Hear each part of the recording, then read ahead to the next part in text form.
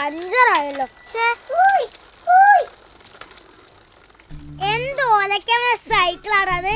കണ്ടോന്ന് സൈക്കിളാന്നാകെ സമയം കൊണ്ട് ഇതൊന്ന് ശരിയാക്കി തരാൻ പറഞ്ഞോട് എന്റെ ഉപ്പാനോട്. ഒരു പൊട്ട സൈക്കിള്. നിന്റെ പൊട്ട സൈക്കിള് ആദ്യം എന്റെ ഉപ്പാനോട് പറ ഈ പൊട്ട സൈക്കിളൊന്ന് ശരിയാക്കി തരാൻ. സൈക്കിള് പൊട്ട സൈക്കിള് എന്തിന് പൊട്ട സൈക്കിള്? അയ്യോ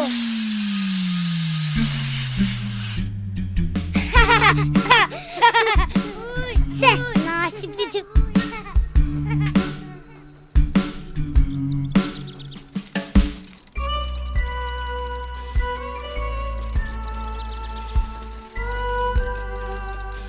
ഇമ്പളെന്താടാ ഇങ്ങനെ? എങ്ങനെ എങ്ങനെ ഇവിടെ രണ്ടാളുടെയും സൈക്കിള് പഞ്ചറായി. നമ്മൾ രണ്ടാളും സ്കൂളിൽ കൊണ്ടുപോകുന്ന സ്നാക്സ് എന്താ? എന്ത്? നമ്മളെന്താ സ്കൂളിൽ കഴിക്കാൻ കൊണ്ടുപോകുന്നതെന്ന്? പട്ടി ബിസ്ക്കറ്റ്.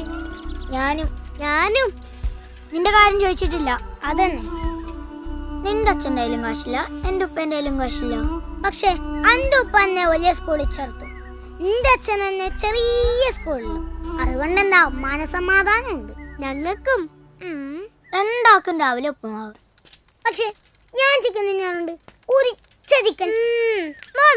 കഴിഞ്ഞ ആഴ്ച മുതലേ ഹാജിയാറുടെ വീട്ടിന്ന് മൊയിലാർക്ക് ചോറുണ്ടി കിടക്കുന്നത് ആരാ? നീ.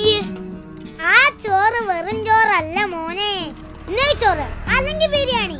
അതിൽ കരിച്ചതും പൊരിച്ചതും പൊള്ളിച്ചതും ഒക്കെ ഉണ്ടാവും. മൊയിലാർക്ക് ചോറുണ്ടിയെ കൊടുത്തു കഴിഞ്ഞ് സകല ദൈവങ്ങളെയും വിളിച്ച് ട്രാമ്പേന്റെ പുറത്ത് ഞാൻ ഇങ്ങനെ കാത്തു നിൽക്കും. എന്തിന്? ആചാര വീട്ടിലെ പാത്രം തിരിച്ചുകൊണ്ടേ കൊടുക്കണ്ടേ. ബിരിയാണി ആയാലും നെയ്ച്ചോറായാലും അതിലോരോ എനിക്ക് വേണ്ടി മാറ്റി വെച്ചിട്ടുണ്ടാവും മോനെ. മൊയിലാർക്ക് തീറ്റ കഴിഞ്ഞാ പിന്നെ എനിക്ക് വേണ്ടി മാറ്റി വെച്ച നെയ്ച്ചോറും കരിച്ചതും പൊരിച്ചതും എല്ലാം കൂടി എന്റെ നേർക്ക് നീട്ടിട്ടൊരു വിളിയുണ്ട് മൊയിലാർക്ക്. അവനെന്താന്ന് അതല്ല പറഞ്ഞിട്ടാണോ ഗുരുവായൂരപ്പൻ പറഞ്ഞിട്ടാണോ ഒന്നും എനിക്കറിഞ്ഞൂടാ. മൊയിലാരുടെ വിളിക്ക് ഒരു ദൈവത്തിന്റെ ഒച്ചയാ. പിന്നെ സ്വാമി ആലോചന അത് മുഴുവൻ നിന്നിട്ടേ ഞാൻ പോരൂ. മണി കണ്ടോ, നമ്മൾ രണ്ടാളും ഒരേപോലെയാണെന്നല്ലേ നീ പറഞ്ഞത്? അതെ. എന്നെ നിനക്ക് ഹോംവർക്ക് ചെയ്തെന്ന് ഞാനല്ലേ?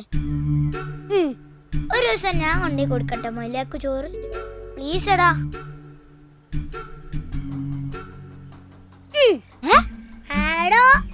നാളെ ശനിയാഴ്ചല്ലേ, നാളെ തന്നെ വെക്കോ. ഈ കുളിച്ചു പുറപ്പെട്ട് വന്നാ മതി. ഹാജരുടെ വീട്ടിലെ ചോറും കൊണ്ട് ഞാൻ വഴി കാത്തു.